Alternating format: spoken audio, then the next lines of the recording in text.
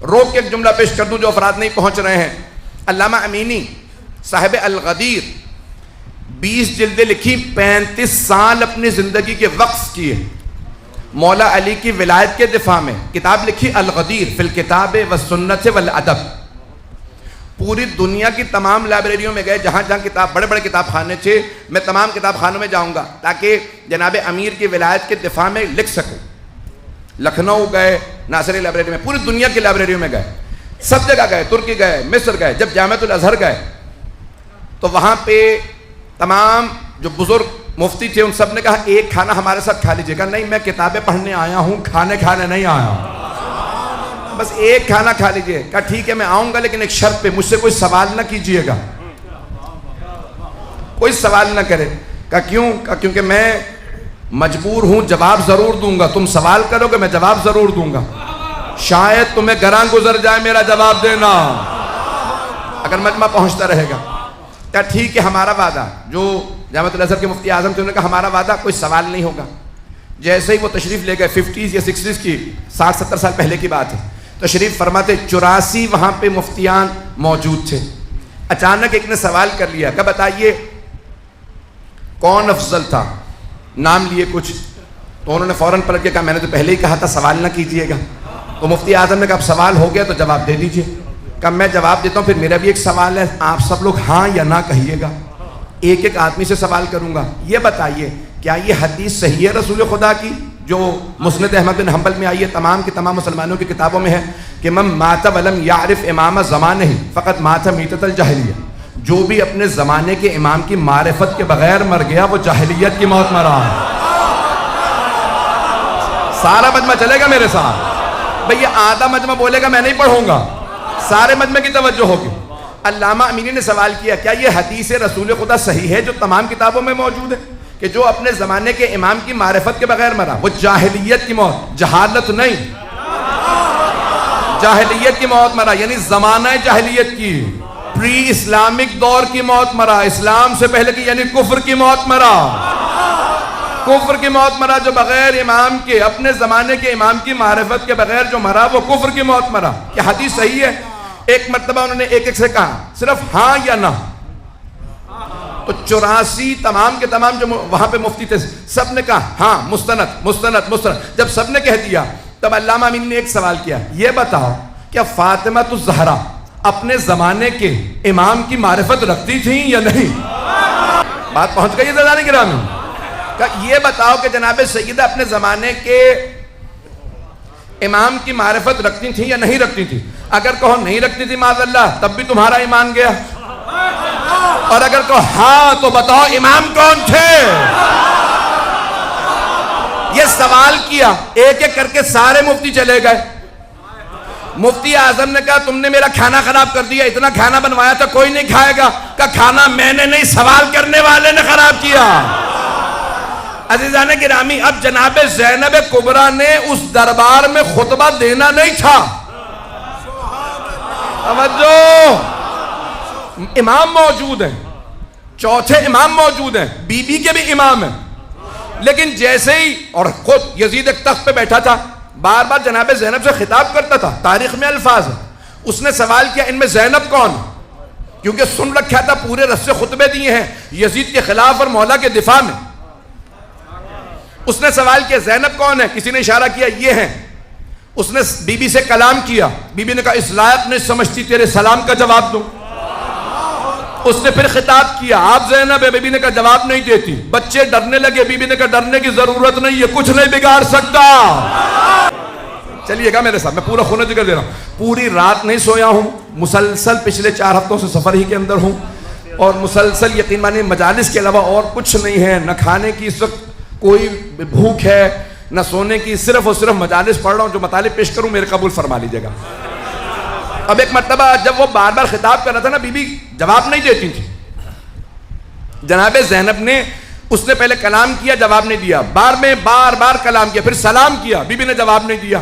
تو تمام مسلمانوں سے سوال کرو کہ نبی کی نواسی کیا مسئلہ نہیں جانتی تھی کہ سلام کا جواب واجب ہے؟ نہیں ہے مجمع بھئی، تمام مسلمانوں سے سوال ہے، کیا نبی کی نواسی مسئلہ نہیں جانتی تھی کہ سلام کرنا مستحب، جواب دینا واجب ہے؟ اگر کہتے ہو کہ نہیں وہ مسئلہ جانتی تھی تو پھر مانو نہ اسے مسلمان نہیں مانتی تھی۔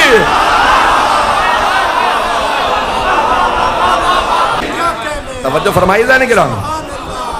اے مسلمانوں، جس شخص کو نبی کی نواسی مسلمان نہیں مانتی، کیا وہ رضی اللہ عنہ ہو سکتا ہے؟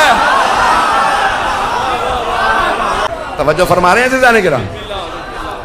اب جناب زینب جواب نہیں دے رہی ہیں، بار بار کلام کرتا ہے۔ امام وقت کی ذمہ داری تھی کہ حق ادا کرتے ہیں۔ امام علیہ السلام کھڑے ہو گئے خطبہ دینے کے لیے۔ یزید نے فوراً جلاد سے کہا، فوجیوں سے کہا، زنجیروں میں ہاتھ ڈال کے بٹھا دو، ان کو بولنے نہ دینا، خطبہ نہ دینے دینا۔ سارے مجمع نے کہا یزید یہ قیدی ہے، بولنے دے، کہا تم نہیں جانتے، انہیں بولنے کی اجازت نہیں ہوگی۔ جب مولا سجاد کو اس نے روک دیا، اب جناب زینب کبریٰ ایک مرتبہ قیام کرتی ہیں۔ جہاں قیدی بیٹھے تھے نا چبوترے پہ، بی بی ایک مرتبہ کھڑی ہو گئی۔ جیسے ہی جناب زینب خطبے کے لیے کھڑی ہوئی تو یزید نے جلاد سے کہا تازیانے لگاؤ، اس بوڑھی خاتون کو بٹھا دو، بولنے نہ دینا۔ 700 کرسی نشین تھے، سب کہنے لگے یزید یہ بوڑھی ہیں، قیدی ہیں، رسیوں میں ہیں، خاتون ہیں، یہ کچھ نہیں کر سکتی، بولنے دے۔ یزید نے کہا تم نہیں جانتے، جب بھی ان کے خاندان سے کوئی بولتا ہے،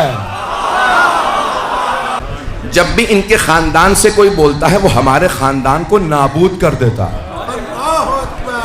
یہ عام بی بی نہیں ہے، تم نہیں جانتے، میں جانتا ہوں ان کے خاندان کو۔ تو ایک مرتبہ سب نے شور مچانا شروع کیا، یزید کچھ نہیں کر سکتی، بولنے دے۔ ایک مرتبہ یزید نے زور دیا، نہیں ان کو بولنے کی اجازت نہیں ہے، تازیانے اٹھا۔ اب جناب زینب نے سر اٹھایا، اب تک یزید کا جواب نہیں دے رہی تھی۔ بی بی نے سر اٹھا کے ایک مرتبہ یزید کو دیکھا، کہا یبنت طلقاء۔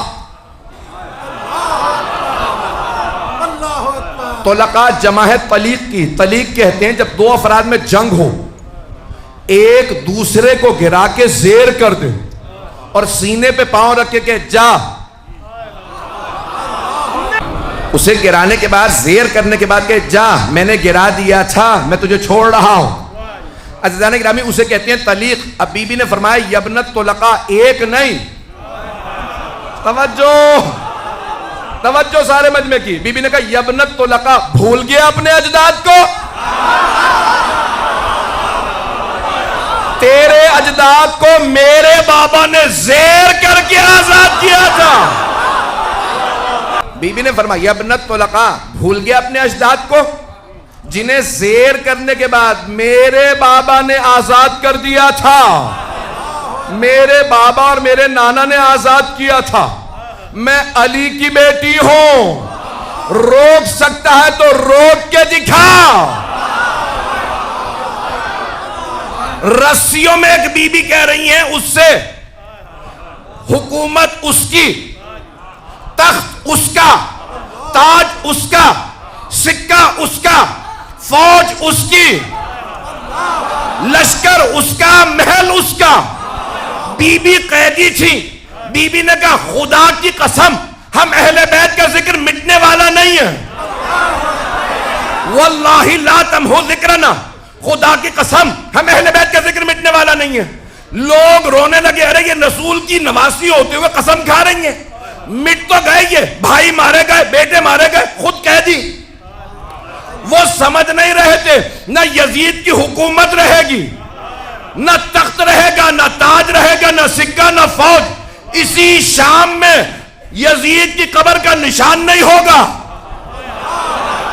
ہر جگہ لکھا ہوگا welcome to the city of Syeda Zainab. میں نے کوشش کی ہے پوری زور لگا کے آپ کو ذرا ماحول بنا کے بتاؤں کہاں خطبہ دیا ہے۔ عزیزان گرامی، میں آرام سے بھی پیش کر سکتا تھا، لیکن مجھے بھی معلوم ہے جب میں بھی زور لگاؤں گا تو سننے والے جانتے ہیں جب کوئی خون جگر دیتا ہے تو وہ بھی زیادہ عطا کرتے ہیں۔ کوئی گھر کے بیٹھ کے بھی کہہ سکتا ہے، کوئی مجلس یہاں پہ بھی آ کے سن سکتا ہے۔ ایک مرتبہ جناب زینب نے خطبہ دیا، اب یزید خاموش ہو گئے، اس لیے نہیں کہ اس کا جی کر رہا تھا، اس لیے کہ وہ مجبور تھا۔ جب اس نے ایک مرتبہ مجبور ہو کے کہا ٹھیک ہے خطبہ دینے دو، جناب زینب نے ایک مرتبہ سارے دربار سے منوایا، وہ باعظمت ہیں۔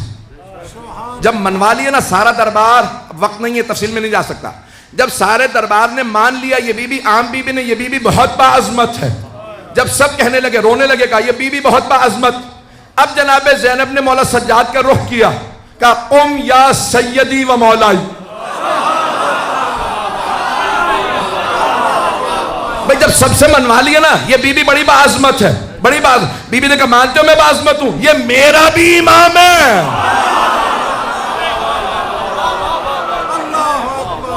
اب جناب زینب کبریٰ نے فرمایا میرے مولا، میرے آقا، میرے امام، رشتے میں بڑی ہوں، بزرگ ہوں، لیکن آپ میرے امام ہیں، 23 برس کے امام. اب امام نے خطبہ دیا. عزیزان گرامی، یہ پوری تحریک جو آج عزاداری کی جاری ہے ظلم کے خلاف، یزیدیوں کے خلاف، یہ جناب زینب کبریٰ اور مولا سجاد نے اس کی بنیاد رکھی.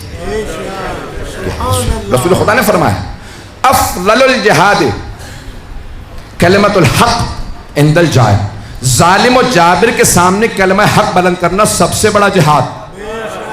یزید سے بڑا کوئی ظالم نہیں، بی بی سے بڑی کوئی مجاہدہ نہیں.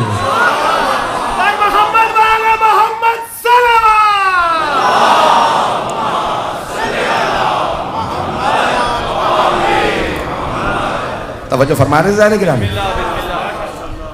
گرامی مولا سجاد علیہ السلام نے، میں صرف تحریک کی ابتدا بتا رہا ہوں، میری کوشش رہے گی کہ میں پورا اس کو پیش کروں کہ جو گریہ مولا کا ہے وہ کتنا باعظمت گریہ ہے کہ جس نے یزیدی حکومت کی بنیادوں کو ہلا دیا تھا.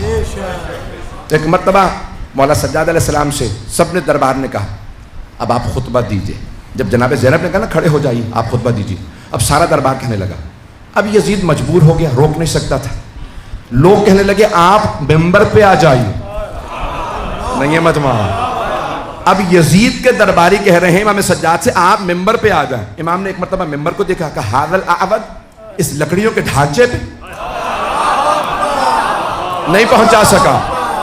بھئی اسی ممبر سے مولا علی کی توہین ہوئی تھی، نام لے کے توہین کی گئی. پھر مولا حسین کی، جمعہ کا دن تھا، خطبہ دیا جس خطیب نے مولا علی کے خلاف خطبہ دیا، تو مولا سجاد نے فرمایا ھذا الاعود، اس لکڑیوں کے ڈھانچے پہ. یہ ممبر نہیں، لکڑیوں کا ڈھانچہ. جہاں اہل بیت کی توہین ہو وہ لکڑیوں کا ڈھانچہ، جہاں ان کی عظمت بیان ہو وہ ممبر ہے. ایک مرتبہ جناب سید سداد تشریف لائے اور آپ نے اب تعارف کروایا اور اس دربار سے کہا کہ جو مجھے جانتا ہے من عرفنی فقد عرفنی، جو مجھے جانتا ہے وہ جانتا ہے، وَمَن لَمْ يَعْرِفْنِي وَأَعْرِفُهُ عَلَى حَسَبِي وَنَسَبِي، جو مجھے نہیں جانتا نا میں اسے اپنا حسب نسب بتا دوں. امام نے فرمایا میں اسے اپنا حسب نسب بتا دوں. پھر ایک مرتبہ امام نے سر اٹھا کے کہا انا ابن محمد المصطفیٰ، میں محمد مصطفیٰ کا بیٹا ہوں. پھر رسول خدا کے فضائل سنائے، بتایا وہ جو معراج پہ گئے تھے. توجہ، امام نے تمام فضائل کے اندر معراج کو پیش کیا کہ وہ جو کعبہ قوسین و ادنیٰ کی منزل پہ تھے. نہیں ہے مجمع. امام نے فرمایا وہ کعبہ قوسین کی منزل پہ، تم اسفل السافلین پہ. اور یزید تو کیا مقابلہ کرے گا، تو پستی میں وہ بلندی پہ. امام نے حبیب خدا اپنے جد رسول خدا کے فضائل کو پیش کیا کہ جہاں کوئی نہیں جا سکتا تھا وہاں ہمارے جد گئے ہیں.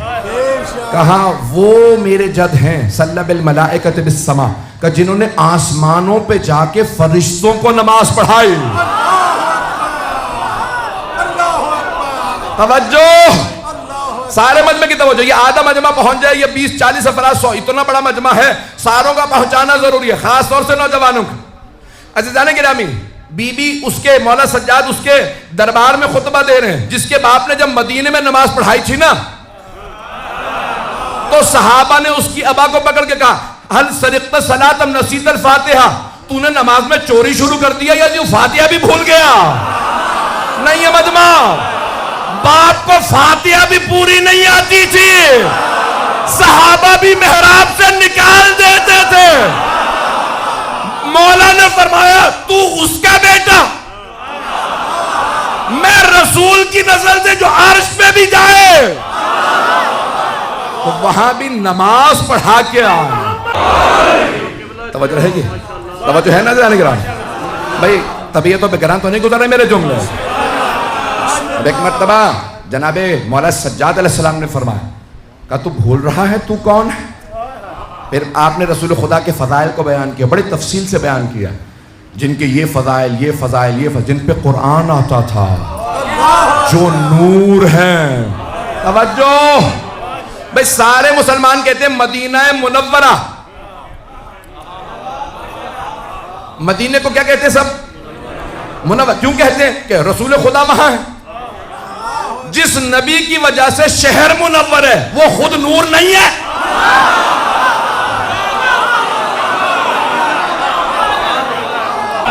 توجہ فرما رہے ہیں عزیزان کرام؟ مولا نے پہلے سب سے پہلے رسول خدا کا تعارف کروایا بڑی تفصیل سے.